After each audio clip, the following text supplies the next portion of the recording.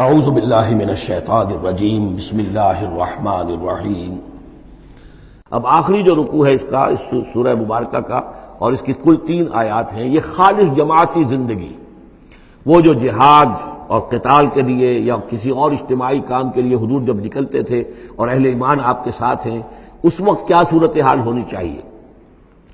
انما المؤمنون الذین آمنوا باللہ ورسولہ، مومن تو صرف وہی ہیں جو ایمان لائے اللہ پر، اس کے رسول پر، وَإِذَا كَانَ مَعَهُ عَلَىٰ أَمْرٍ جَامِعٍ، اور جب وہ ہوتے ہیں ان کے ساتھ یعنی رسول کے ساتھ کسی اجتماعی کام کے ضمن میں، لم يذهبوا حتى يستأذنوه، تو وہاں سے جاتے نہیں ہیں جب تک کہ اجازت نہ لے لیں۔ اب آپ نکلے ہیں کسی کام کے لیے، ایک نفری ہے آپ کے ساتھ، لیکن یہ کہ کوئی کہیں کھسک جائے کوئی کہیں کھسک جائے تو یہ تو صحیح نہیں ہے۔ وہ تو یہ ہے کہ اب اس اجتماعی نظم کا تقاضا یہ ہے کہ اب جہاں بھی وہاں سے کوئی عذر پیش آ گیا ہے، کوئی ایسی مجبوری ہے، کوئی جانا ہے تو اجازت لے کر جائیں۔ علی امر جامع لم یذهبوا حتى یستاذنوه، جب تک اذن نہ لے لیں۔ ان الذين یستاذنونک اولئک الذین یؤمنون باللہ ورسولہ، یقیناً جو اے نبی جو لوگ آپ سے اجازت لیتے ہیں وہی ہیں کہ جو ایمان رکھتے ہیں اللہ پر، اس کے رسول پر۔ فیستاذنوک، پھر جب وہ آپ سے کوئی اجازت مانگے، رخصت مانگے، لباس شانہم، اپنی کسی عذر کی وجہ سے، فاذن لمن شئت منہم، تو اجازت دے دیجئے جسے آپ چاہیں۔ مطلب یہ ہے کہ جو لیڈر ہے، جو اس وقت سپہ سالار ہے، اسے معلوم ہے سچویشن کیسی ہے، میرے پاس پہلے ہی نفری، میرے پاس کوئی اضافی نفری ہے جس میں سے میں کسی کو ریلیو کر سکتا ہوں، یا پہلے ہی میرے پاس کم نفری ہے، اس میں کسی اور کی کمی جو ہے وہ اور زیادہ خطرناک ہو جائے گی نتائج کے اعتبار سے۔ لہذا یہ نہیں ہے کہ صاحب میں نے اجازت طلب کی تو مجھے اجازت ملنی چاہیے، یہ نہیں، اجازت کیا ہوئی پھر؟ یہ تو وہی ہے جو تھانے داروں کسی معافی مانگتی ہے، اچھا میں نے تو کچھ نہیں کیا لیکن اگر آپ سمجھتے ہیں کہ میں نے کچھ کیا تو میں معافی مانگتا ہوں۔ یہ تو در حقیقت الٹی دھونس ہے کہ آپ بڑے کمینے آدمی ہیں، میں نے تو کچھ کیا نہیں تھا پھر بھی آپ سمجھ رہے ہیں کہ میں نے کچھ کیا ہے، تو میں اتنا اونچا ہوں کہ پھر میں معافی مانگتا ہوں۔ یہ در حقیقت وہ انداز نہیں۔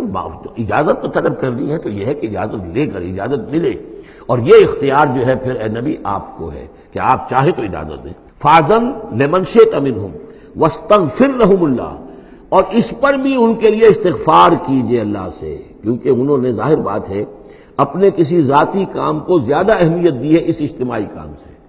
یہ اجتماعی کام نبی کا ذاتی نہیں ہے، یہ دین کا کام ہے، اللہ کے دین کا کام ہے۔ دین کو غالب کرنا فرض منصبی اللہ کی طرف سے ہے ان پر، لہذا اس کے لیے تم ان کے ساتھ نکلے ہو۔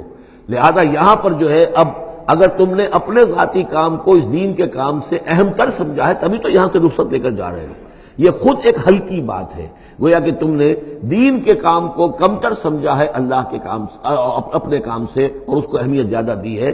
لہذا استغفار، اے نبی ان کے لیے استغفار کیجئے، واستغفر لہم اللہ، اور ان کے لیے استغفار کیجئے، ان اللہ غفور الرحیم، یقیناً اللہ تعالیٰ غفور الرحیم ہے۔ ایک بات البتہ نوٹ کر لیجئے کہ یہ مضمون جب سورہ توبہ میں آیا ہے تو اس سے اگلا قدم ہے، یہ چونکہ ہے سن 6، وہ ہے سن 9، 3 سال میں فرق کیا واقع ہوا؟ ابھی تو فرمایا گیا ہے کہ جو اجازت لے کر جاتا ہے نبی وہ وہی ہے کہ جو واقعی ایمان رکھتا ہے، لیکن وہاں فرمایا گیا جو ایمان رکھتے ہیں وہ اجازت لیتے ہی نہیں۔ وہ جو موقع تھا وہ تھا نفیر عام کا موقع، وہ موقع تھا نہایت ہی سمجھیے ایمرجنسی کا موقع۔ اس موقع پر اجازت طلب کرنا ہی در حقیقت اس بات کی علامت تھی کہ یہ منافق ہے، لہذا وہاں روکا گیا۔ آپ نے کیوں اجازت دے دی؟ عفی اللہ عنک لما اذنت لہم، کیوں آپ نے اجازت دے دی؟ آپ کی اجازت آپ نہ دیتے تب بھی انہوں نے جانا نہیں تھا، تو ان کا جو نفاق کا پردہ چاک تو ہو جاتا نا، ان کی حقیقت تو کھل جاتی۔ تو یہ وقت کے حوالے سے ہے، اور اس کو درجہ بندی بھی کہہ سکتے ہیں۔ ایک وہ لوگ ہیں جو اس دین کے کام کے لیے اس درجے ہمتن اپنے آپ کو پیش کر چکے ہیں کہ دنیا کے کسی بھی کام کو اس سے اہم تر نہیں سمجھتے، وہ کہتے ہیں اجازت طلب کریں گے۔ اس سے نچلا درجہ ہے کہ وہ لوگ ہیں جو دین کے اس کام میں لگے ہوئے ہیں، لیکن کم سے کم نظم کی اتنی پابندی تو کرتے ہیں کہ اگر کہیں انہیں ضرورت پیش آ گئی جانا ہے تو اجازت لے کر جائیں۔ اس سے نیچے وہ لوگ ہیں جو اجازت کے بغیر ہی کھسک گئے تو معلوم ہے ان کا تو سرے سے اس کام سے سرے سے کوئی تعلق ہے ہی نہیں۔ تو درجہ بندی ہے، سیڑھیاں ہیں، اوپر کی سیڑھی کے اعتبار سے درمیانی سیڑھی نیچے ہے، لیکن نیچے والی سیڑھی کے اعتبار سے درمیانی اونچی ہے۔ تو یہ ریلیٹو معاملہ جو ہے رہے گا کہ ایک وہ لوگ ہیں جو سرے سے اس کا بھی خیال نہیں کرتے کہ اجازت لیں۔ اجتماع ہے، کوئی اس کی معذرت بھی نہیں کی ہے، نہ بعد میں کی ہے، نہ پہلے کہا ہے کہ میں نہیں آ سکتا۔ معلوم ہوا کہ انہیں کوئی طرح سے احساس ہی نہیں ہے کہ ہم کسی نظم کے پابند ہیں اور ہماری کوئی ذمہ داری ہے۔ اس سے بہتر کم سے کم وہ لوگ ہیں کہ جو اپنا عذر پیش کر دیتے ہیں، اجازت لے لیتے ہیں۔ لیکن اس سے بھی بہتر اونچا درجہ ہے کہ دنیا کے کسی بھی کام کو دین کے اس کام سے اہم تر مت سمجھو۔ اللہ تعالیٰ تمہارے کام سنوارے گا، اللہ تعالیٰ تمہاری ذمہ داری قبول کر لے گا، تم اللہ کے کام کے لیے نکلو۔ لا تجعلوا دعاء الرسول بینکم کدعاء بعضکم بعضا، تم یہ رسول کا بلانا اپنے مابین ایسے نہ سمجھ لو جیسے تمہارا آپس میں ایک دوسرے کو بلانا ہوتا ہے۔ بلانا یہ بھی ہے، آپ نے کسی کو دعوت دی، میرے گھر آئیے کھانا کھائیے، رسول نے دعوت دی، کیا یہ برابر ہو جائے گا معاملہ؟ لیکن ایک بلانا یہ ہے کہ رسول پکار رہا ہے تمہیں کہ آؤ اللہ کی راہ میں چلو میرے ساتھ، ایک یہ کہ کوئی عام آدمی آپ کو کہہ رہا بھائی میرا ایک کام ہے، ذرا میرے اس کام کے لیے تھوڑی دیر کے لیے آ جائیے، کچھ مجھے چاہیے، مدد چاہیے۔ تو زمین و آسمان کا فرق ہو گیا۔